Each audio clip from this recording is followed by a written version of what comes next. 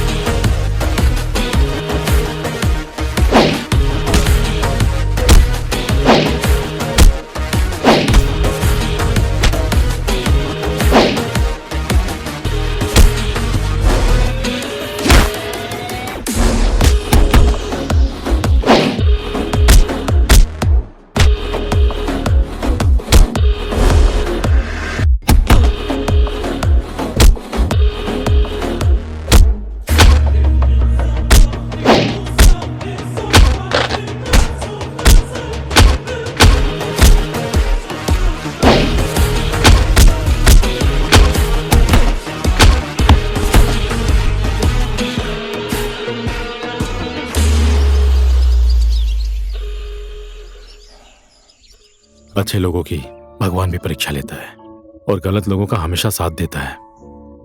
अकेली बाहर मत निकला करो, समय ठीक नहीं है। बोलो कहाँ जाना है, मैं पहुंचा देता हूँ। चलो। अपने आप को दोषी मानकर आंसू बहाना बेकार है। मैं तो भूल ही गया, आपका नाम क्या है और घर में कौन कौन है?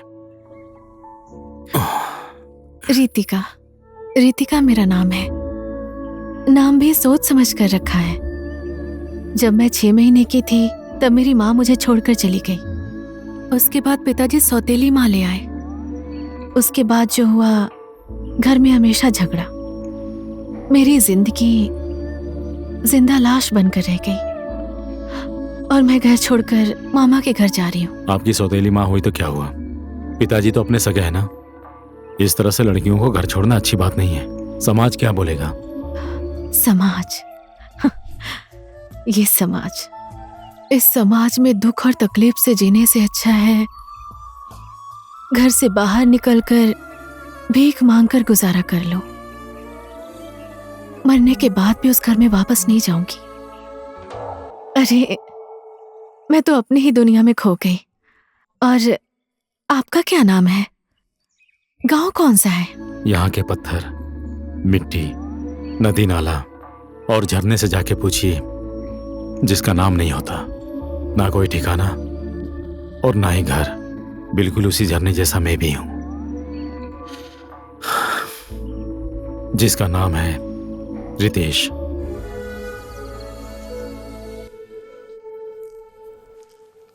अरे सुजीत बाबू, तुम भी आ गए?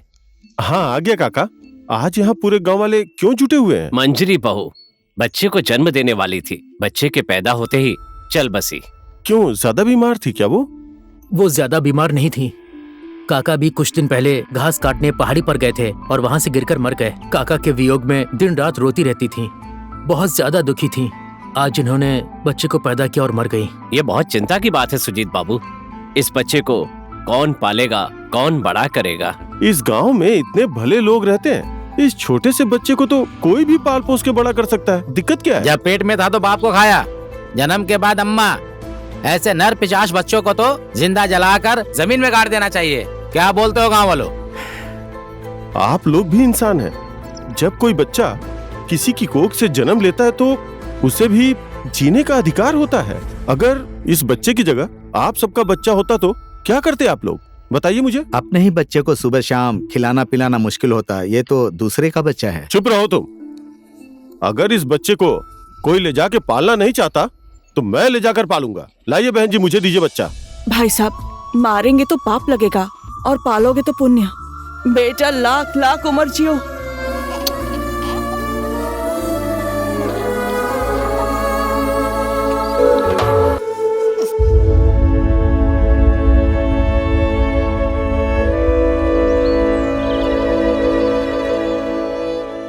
चरण स्पर्श करती हूँ जी। इससे पहले तो आपको मार्केट में लेने आना पड़ता था, आज तो आप खुद ही आ गए। क्या करूं, पहले पहले तो सिर्फ 2-4 दिन के लिए आता था, इस बार तो नौकरी ही छोड़कर आ गया हूँ।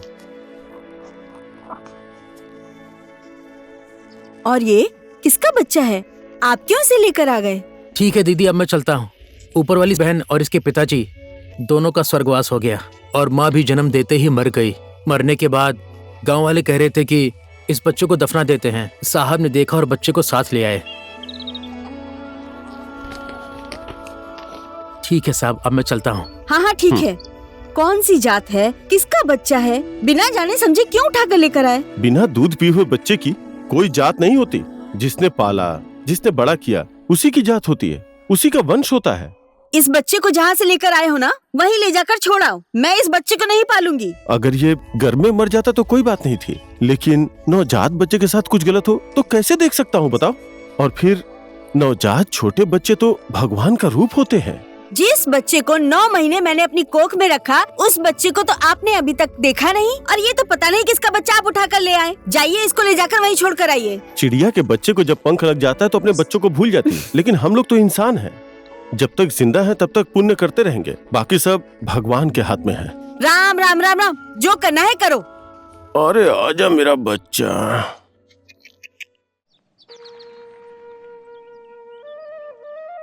श्री कृष्ण गोविंद हरे मुरारी। नमस्ते नमस्कार पंडित जी। नमस्ते। हमारे पूर्वजों के जमाने से ही ये परंपरा चली आ रही है कि नाम रखने का शुभ काम पंडित ही करता है। अब ऐसे टाइम पर पंडित नहीं आएगा तो क्या मजदूर आएगा? ओझा कंपाउंडर का यहाँ पर कोई काम नहीं है, पंडित का ही काम है यहाँ पर। तो चलो काम शुरू करते हैं। आगे मुझे श्राद्ध के लिए भी जाना है। कितना सुंदर बालक है, भगवान कृष्ण की तरह। जजमान, जल और दूध दीजिए। हाँ लीजिए पंडित जी। हरि ओम। स्वस्ति न इंद्र विदा सर्वाः, स्वस्ति न पूषा विश्ववेदाः, स्वस्ति न बृहस्पतिरुदधातु। लीजिए जजमान, अंजलि में जल लीजिए। श्री कृष्ण गोविंद हरे मुरारी। हे नाथ, लीजिए जजमान, ये जल ऊपर नीचे हर कमरे में ले जाकर छिड़क दीजिए। ठीक है घर पंडित को जी। शुद्ध कर दीजिए। बालक हुआ है ना, इसीलिए। इसकी नाम राशि अच्छे से देखिए पंडित जी। आप बोल रहे हैं अच्छे से देखिए। लिपस्टिक पाउडर लगाकर, मुंह में लाली लगाकर तो बोलूंगा नहीं। पत्रिका देखकर ये काम किया जाता है तो मैं वही करूंगा।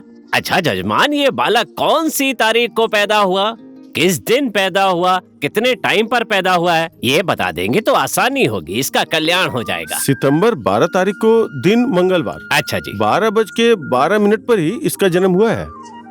सितंबर 12 तारीख, दिन मंगलवार, 12:12 पर। हाँ। भगवान रक्षा करे। जजमान, इस बच्चे को तो एक बहुत ही गलत योग मिला है। ये बच्चा, ये बालक जब गर्भ में था तभी इसका बाप मर गया, और इस बच्चे के जन्म लेने के बाद ही इसकी माँ भी मर गई होगी। इस बच्चे को तो राक्षस राशि मिली है जजमान, राक्षस राशि। हाँ, रास्ते में जो भी मिलता है उसको उठा लाते हैं। अब देखो देखो, ये तो हम लोगों को बर्बाद करके ही छोड़ेगा। इसको मैं ले जाकर जंगल में फेंक कर आती हूँ। बेटी। अरे क्या कर रही हो, छोड़ो। इसका नाम क्या रखना है पंडित जी, जल्दी बताइए। जजमान, इस बच्चे का नाम र से जुड़ा हुआ है तो रितेश रख दीजिए। और जजमान, ये बच्चा आप लोगों का सहारा बनेगा, चिंता मत कीजिए। अब किस्मत में जो लिखा है वो तो होकर ही रहेगा ना। जो जैसा करेगा वैसा भरेगा। भगवान सबके साथ है, आप बस इस पर थोड़ा ध्यान रखिएगा। अब मैं चलता हूँ। जय श्री कृष्ण। श्री कृष्ण गोविंद हरे मुरारी।